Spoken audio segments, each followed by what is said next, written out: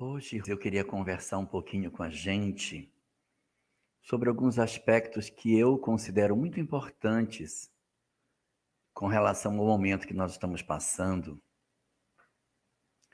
no que diz respeito às nossas provas, às nossas dores, os nossos dramas.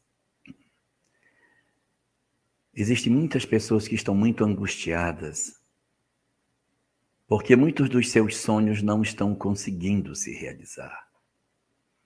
Sonhos esses que diz respeito a determinadas expectativas que fizeram com relação à vida, a oportunidade de que determinadas conquistas acontecessem e estava tudo dando tão certo para que tudo acontecesse do jeito que sonhava. E de repente parece que um sopro aconteceu e levou as nossas expectativas para bem longe. As nossas realizações, as nossas conquistas materiais até, acabaram não se concretizando. A saúde que a gente experimentava ter nesse momento acaba também não se dando. E muitos de nós nos sentimos como que abandonados, como se nós não estivéssemos sendo assistidos pela espiritualidade, porque temos tantos sonhos e de repente os sonhos não se concretizam, como se eles escapassem por entre os nossos dedos. Eu sei que é difícil lidar com a frustração. Eu sei que é muito amargo realizar um sonho, tentar realizar um sonho e isso não se concretizar, quando de repente tudo parecia dizer que daria tudo certo. Mas quando essas circunstâncias acontecerem,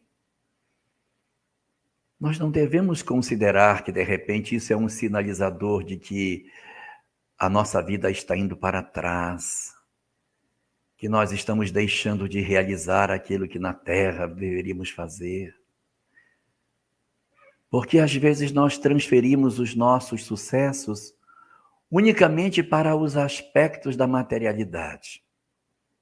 E de repente, quando somos frustrados nas nossas expectativas, dói tão fundo dentro de nós a não realização dos nossos sonhos. Mas eu quero lembrar para todos nós que somos almas imortais, que somos espíritos transcendentes à matéria, que esta existência é apenas mais uma entre as múltiplas que já tivemos.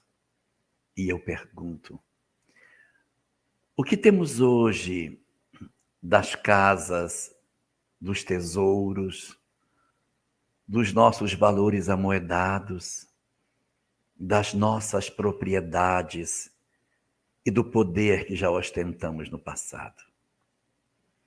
Nada do que nós conquistamos nas outras existências está nas nossas mãos. Tudo que nós conquistamos materialmente ficou para trás. Nós não herdamos as nossas conquistas materiais. Elas são simplesmente circunstanciais. Mas nós trazemos dentro de nós todas as conquistas morais e intelectuais que nós fizemos. Tudo aquilo que está depositado no íntimo das nossas almas nos acompanha no curso da vida, mas os bens materiais não.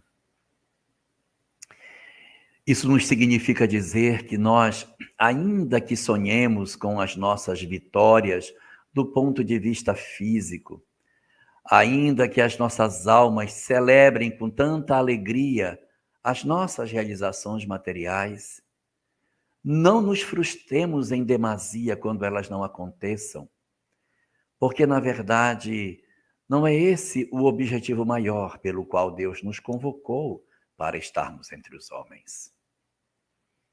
A grande razão pela qual vestimos um corpo de carne foi para que nós resolvêssemos os dramas que nós trazíamos dentro das nossas almas e não no entorno dos nossos corpos físicos. Então, às vezes, nas dificuldades econômicas, nós vamos encontrar muito mais união dentro do grupo familiar. vamos encontrar forças indescritíveis na fé quando os nossos sonhos não se concretizam. Quantas vezes nas nossas horas de maior dificuldade econômica é quando nós descobrimos os afetos verdadeiros, a família se une mais e nós encontramos assim o amor que parecia perdido. Nas nossas horas de doença, nas nossas limitações, em todas as circunstâncias que a vida nos convoca para refletir sobre a grandiosidade do existir, de repente as doenças e as limitações podem ser o clarim da vida, despertando o espírito para a necessidade do aproveitamento do tempo. E para aqueles de nós que gostamos da literatura espírita, que nos emocionamos com os romances de Emmanuel, que nos apaixonamos pela personalidade de Alcione, pela doçura de Célia, pela grandiosidade serena de Lívia e pela angelitude de Abigail, perguntemos a nós quais foram os bens materiais que elas tiveram. Qual foi a riqueza que Alcione ostentou na terra? Como era seu lar? Quem olhasse do ponto de vista material, veria ela apenas como uma menina abandonada, rejeitada, serva, infeliz, desgraçada, fruto de um casamento infeliz e de uma mãe doente.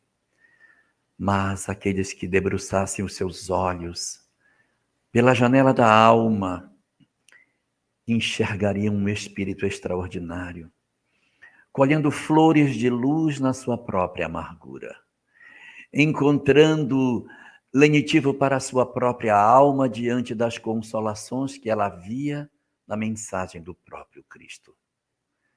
Não, portanto, coloquemos todas as nossas fichas nas coisas materiais. Inspiremo-nos nessas mulheres extraordinárias dos romances históricos de Emmanuel.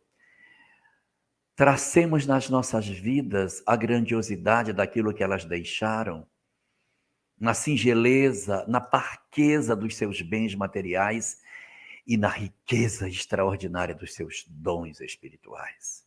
Aprendamos com elas. E iluminemos as nossas almas na capacidade de sentirmos Deus nos sims e nos nãos que a vida nos concede.